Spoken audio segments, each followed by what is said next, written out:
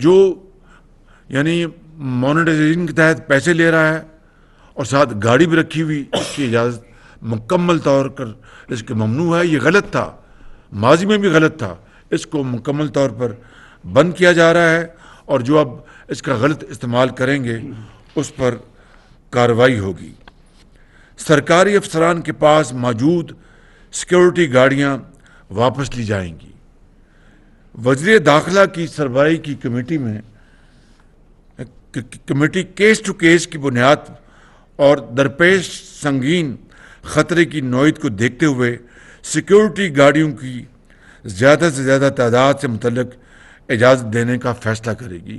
کہ خدا نخواستہ کسی پرسن اے کو کوئی تھریٹ ہے کسی قسم کا بھی، یا کوئی اور سیکیورٹی ہیزرڈ ہے، تو ان کی کمیٹی فیصلہ کرے گی کہ بھئی ان کو یہ سیکیورٹی پروٹیکشن چاہیے.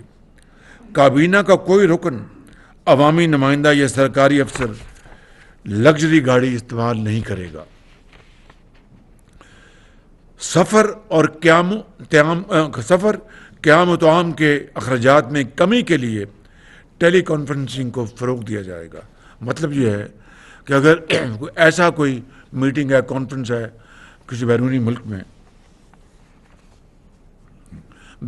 میں یا ملک کے اندر، کوئی کراچی سے اسلام آباد، اور ایسی کوئی گفتگو یا ایسا کوئی موضوع ہے جس سے کوئی سیکیورٹی ہیزرڈ نہیں ہے، کوئی راز کی بات کوئی افشا ہونے کا کوئی خطرہ نہیں ہے، وہاں پر ہم زوم کانفرنس کو ہم فروغ دیں گے، اس کو پروموٹ کریں گے تاکہ سفری اخراجات اور قیام کے اخراجات میں کمی لائی جا سکے.